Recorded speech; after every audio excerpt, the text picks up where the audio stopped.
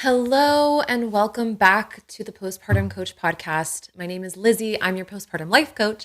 I'm a mom of 4 kids, and it is truly my joy to sit here and write these episodes. I've been in my office today, the last couple hours, writing, recording, and I sit there and meditate and I ask the goddess, what can I show the moms? What do moms need? And I try to connect to all of you guys and create episodes that will genuinely uplift you and help you. So if you want to thank me for that work that I spend my time doing, which I do it gladly because I genuinely feel called to it, but if you want to give me a little thank you, the best way that you can do that is just leave a written review on Apple Podcasts for my podcast or share it with a friend or a little bit of both. That really helps drive more women towards my business, which is then advertising that I don't have to pay for. So that's basically you giving back. So thank you. Thanks for being here. If you've never met me, like I said, my name's Lizzie. I just had my 4th baby this last year. And before that, I took 6 years off of having kids to really understand and dive deep into women's mental health through life coaching, through learning from shamans and healers. We lived in Costa Rica for a while. I worked with plant medicine. I've worked with ancestral coaches, and I've just done so many things, gathered so many tools and resources. Right now I'm studying with a priestess and learning the sacred feminine and how that was lost. And that actually brings me to today's topic, which is how the erasure and the loss of the sacred feminine, and I will explain what that is if you don't know what it is or feel unfamiliar with that concept, impacts women in motherhood today, and specifically postpartum, but always. A reminder that postpartum, when I say postpartum, it's any time after you have a baby. Definitely that first 12 to 18 months after you have a baby, but even 3-4 years, some women even 10 years after their most recent baby, they're still working through postpartum issues, birth trauma, trauma from nursing that was very painful or didn't go well, the trauma from just being so needed all the time and not having had the tools or the support that they would have needed. So I just want you to know, if you are older than you would consider postpartum, or you don't exactly identify with the term postpartum, then you still belong here. And this podcast can still be an amazing resource for you to do the healing that maybe you had to put off until your babies were older. So you are also welcome here as well. And the older moms too, moms in their 40s, late 30s, especially early 40s or mid 40s, I want you to know how welcome you are. Same gender mamas, in same gender relationship with, or unpartnered moms who don't have a partner, moms of all kinds, types, background. You are welcome here. Mothers of color, all moms are welcome here. And I just wanted to reiterate that. My kids, by the way, will be getting home from school any minute, and they typically come in and pop in and say hi. I was going to put off recording this, but I was just so excited for this topic, so you may just hear them come in. Okay, let's first start with, what is the sacred feminine? The sacred feminine is the way that human beings live when they are connected to feminine energy. And you could even say feminine divine, or divine feminine. But if you're not into thinking of there being deities or divine beings, you could just think of it as feminine energy, okay? And all humanity, from the origins of time, worshipped a goddess. The very first city, when human beings stopped being wander-gatherers and they started actually congregating around one spot and building homes and using the same land over and over to grow different crops and having a variety of crops locally to them. We didn't used to do that. We used to be wanderers and gatherers, and we would kind of move place to place. When they stopped doing that, ancient Mesopotamia, that was the first and oldest city that we know about. And in the ruins of ancient Mesopotamia, they have actually found tons of statues, little statues used for worship, as they've done the research. And I don't have it all right in front of me, but presumably this goddess was worshipped. And so statues of the goddess were everywhere. And she was a big, round woman, huge, fertile midsection, beautiful, large breasts. You can Google ancient Mesopotamia goddess statue and check it out.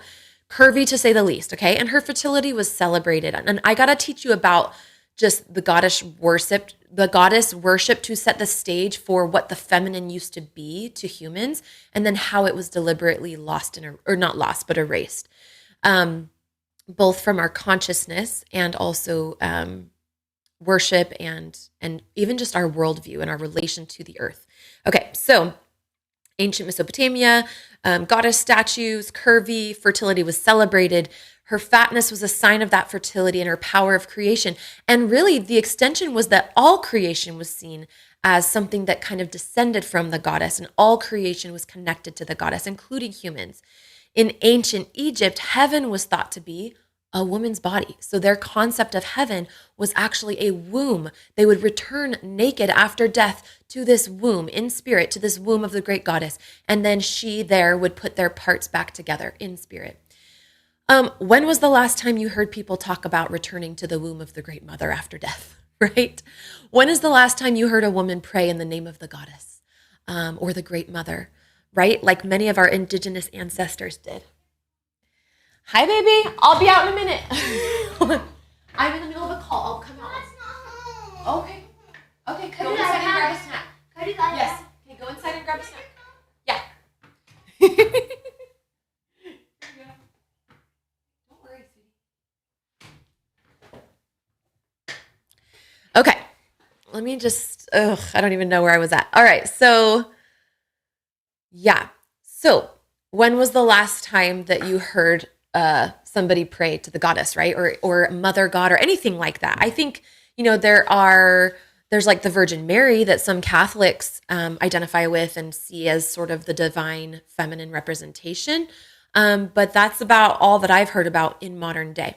So now let's talk about the sacred feminine and what that is. So the sacred feminine is the way that we see everything when we are connected to feminine energy is sacred. And so we call it the sacred feminine. And so this is like a lifeline when you're connected to and your masculine and feminine energies are balanced, which I hold that they are imbalanced in today's society, that we are in a more masculine dominating society, that we value the qualities of masculine energy being linear progression and, fixing things versus holding space for them to unfold naturally.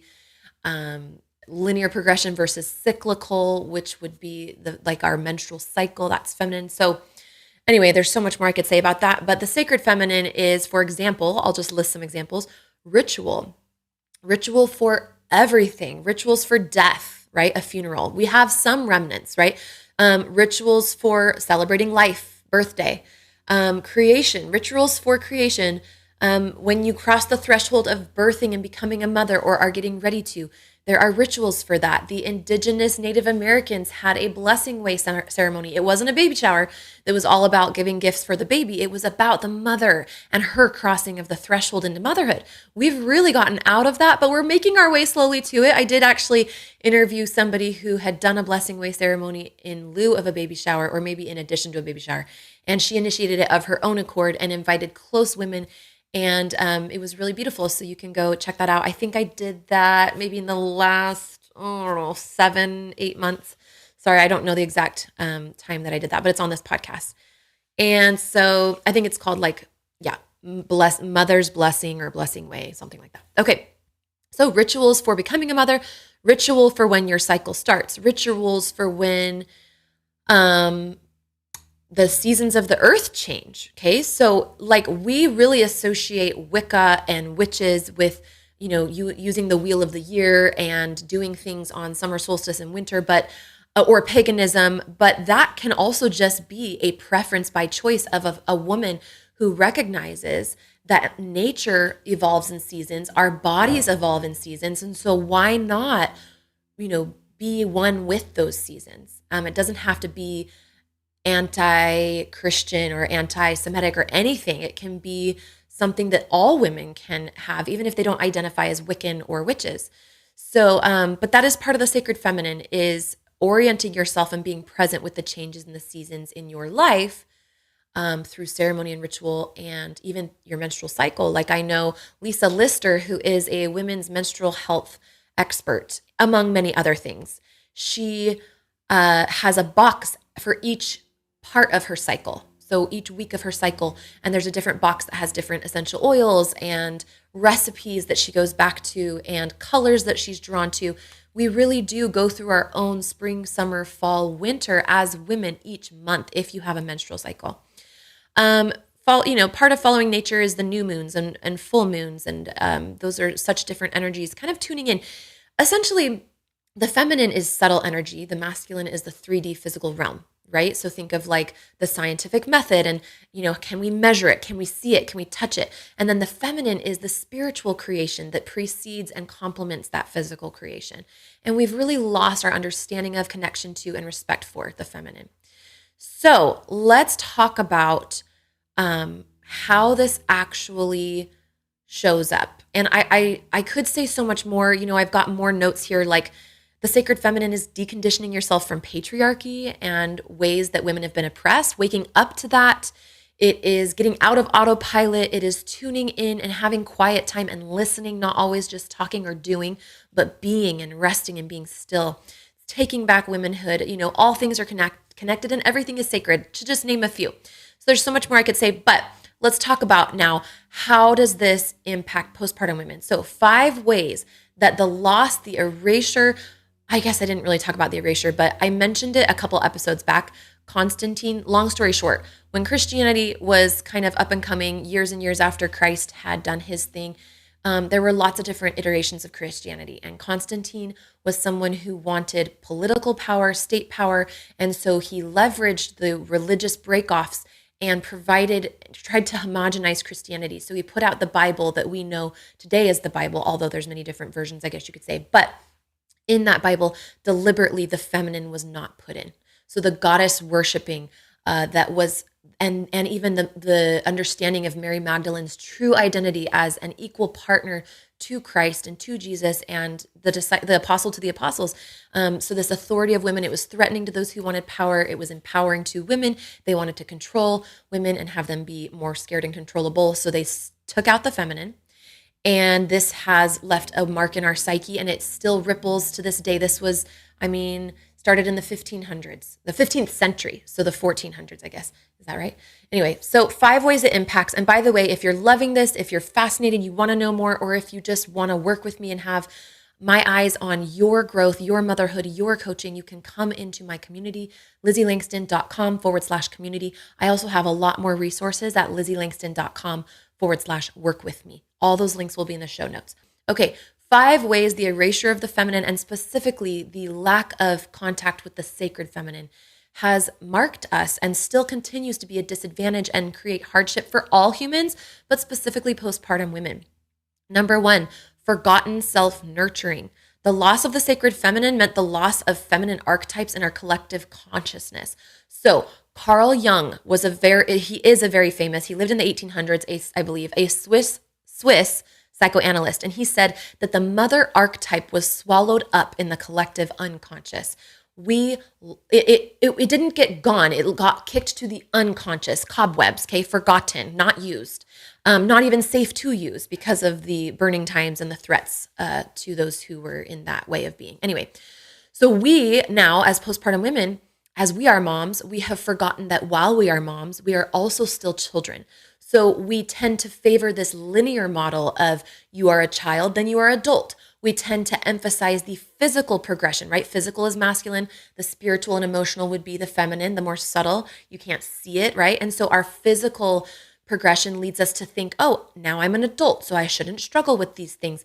But the feminine knows that we birth and die all throughout our life in cycles. We go through cycles as humans. We're always evolving and changing. And it isn't one linear progression. We have younger parts of us, our child selves, that are still operating in our body. And sometimes they come up to our conscious mind, whether we are aware of it or not. And this can look like reverting back to responses or behaviors or fears of our childhood, even as we are an adult. Or, being locked into patterns or belief systems that we learned as children. And so part of becoming an adult in the emotional aspect is taking out our programming and looking at it. And that is the inner work. We call that inner work. So, outer work on your physique and your physical health, masculine, important. Inner work, feminine, also important. And this is also something we very much focus on and I try to compensate for inside of my program, my membership community, Postpartum Freedom. Okay. So number 2, the second way that the loss of the feminine, the sacred feminine, has impacted and does impact postpartum women. and all humanity is a lack of appreciation. So society in general, there's a lack of appreciation for fertility and a celebration of it.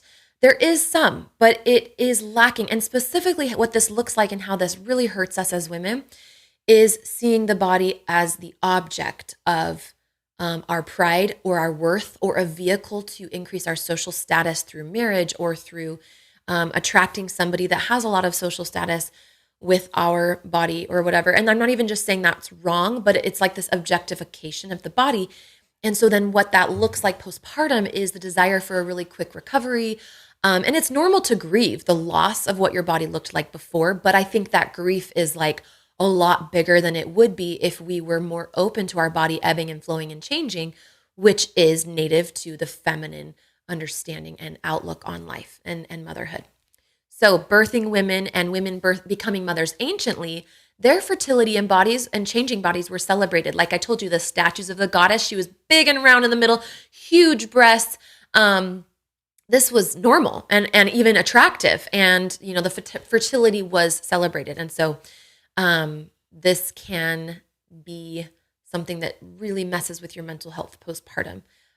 Also in the workplace, just by extension, I'm just wrapping this one up, but you know, a lack of or no good maternity leave and even paternity leave, and also no rituals when we become a mom, which can really actually mess. I've seen with my clients that their self and their identity, who they were before becoming a mother, and then just going into motherhood so fast and not really stopping and just being present with that transition, especially if they got pregnant unexpectedly with their first baby, it can really kind of weigh on you and build up.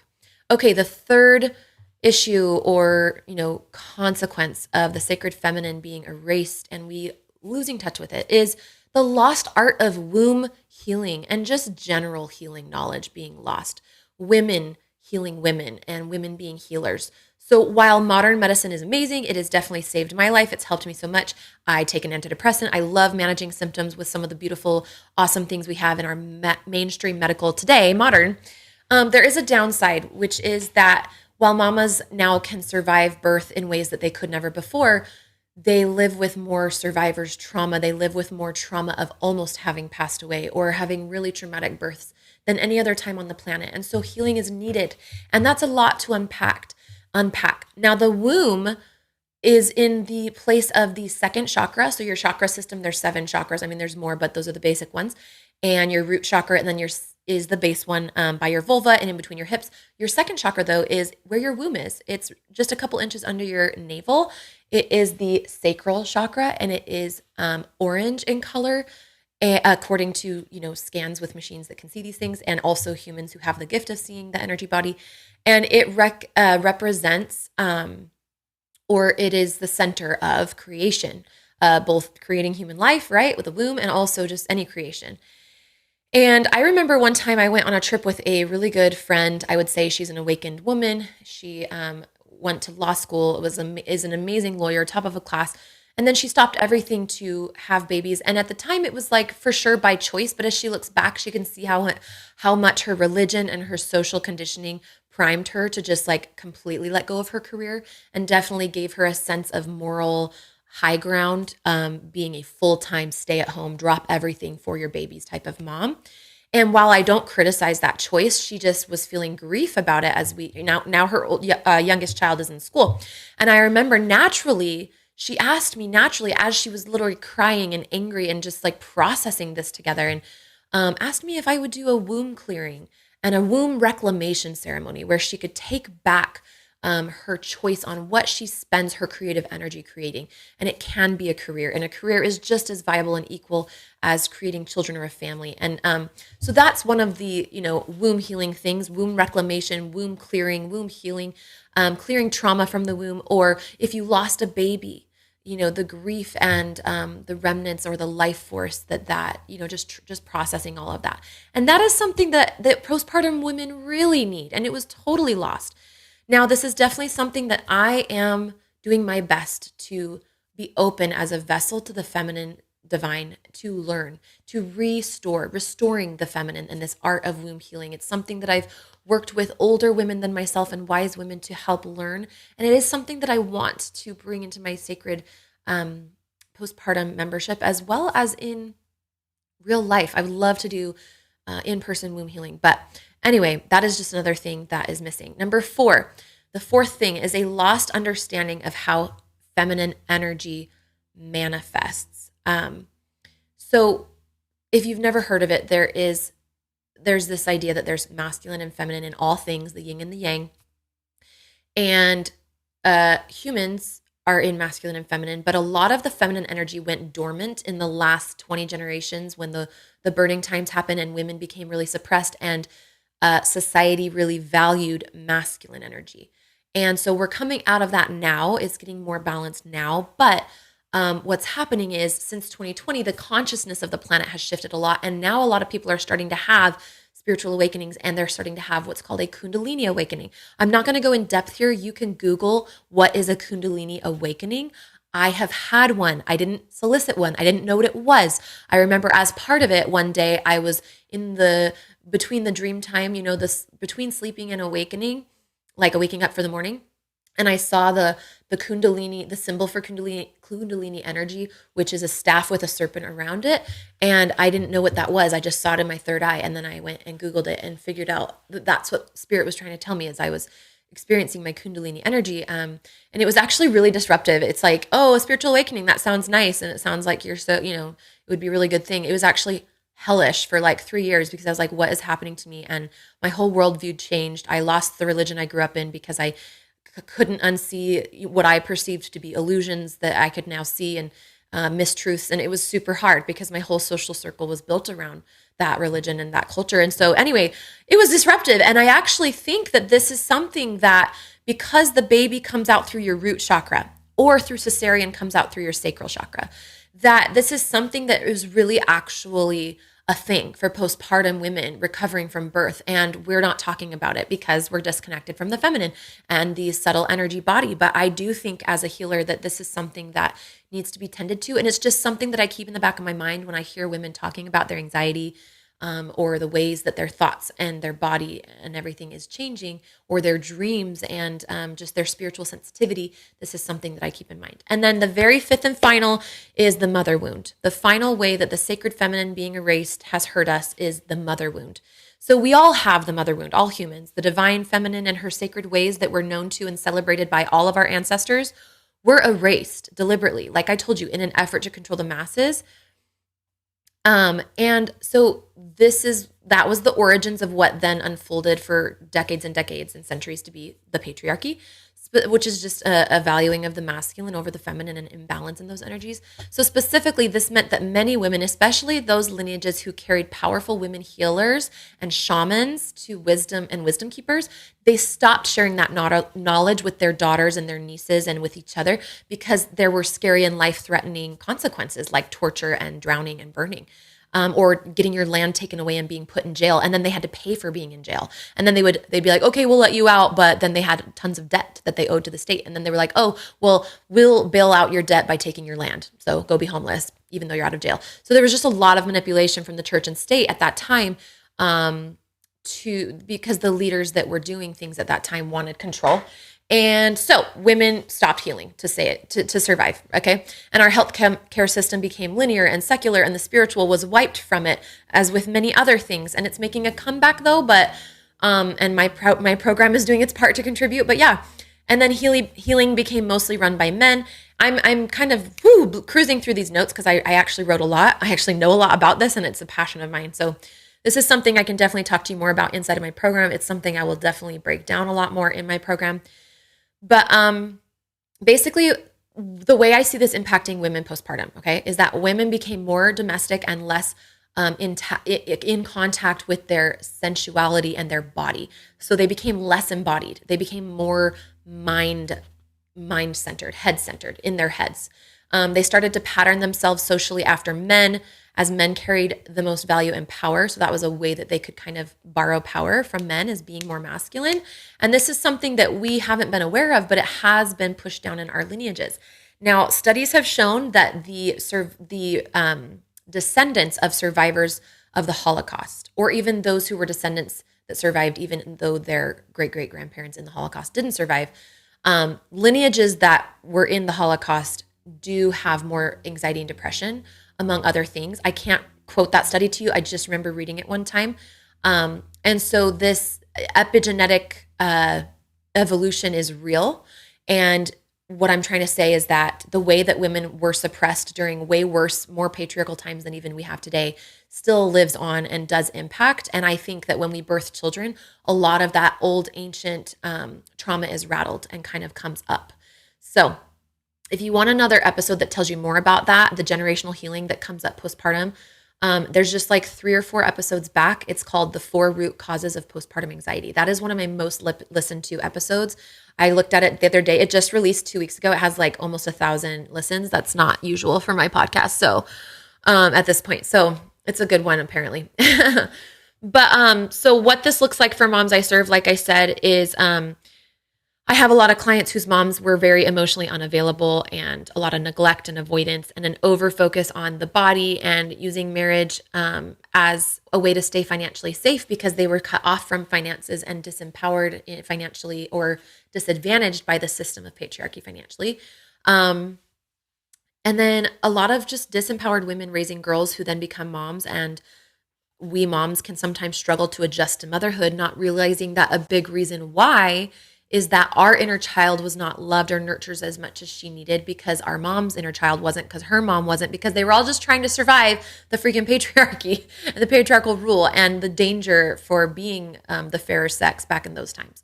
So I know this was a lot. We took we took some turns down into history, but hopefully this really opens you up to realize that it's more than just, oh, I don't feel good postpartum. Something about having a baby messed with me. Can you help me? It's like, oh, honey, sit down, like come into the membership. Let me really help you understand so that not only can you feel better, because I believe you deserve to. That's why I started my business in the first place. But also you can become, a real emotional adult and an empowered woman that can then go on to see this stuff. And when you see it, then you don't be in it the same way. Then you are not in it the same way. It doesn't have the same power over you. And you are then empowered to make change, to break the patterns, to overcome the systemic suppression of our gender over the ages and that lives maybe in your lineage, the results of it live in your lineage, and how to really free yourself of that, unburden yourself of that for the sake of the generations to come, including your daughter or your kids. So that's my intention. I'm just here. I'm just a healer and I'd love to help you heal. So all of the links are in the show notes. You can come join my membership. You can always email me, lizzie@lizzieLangston.com. And don't forget to leave a review on this podcast if this was helpful to you. Wow, I would so appreciate it. Thank you. Okay, we'll talk to you right here next week. Share with a friend. Love you. Bye.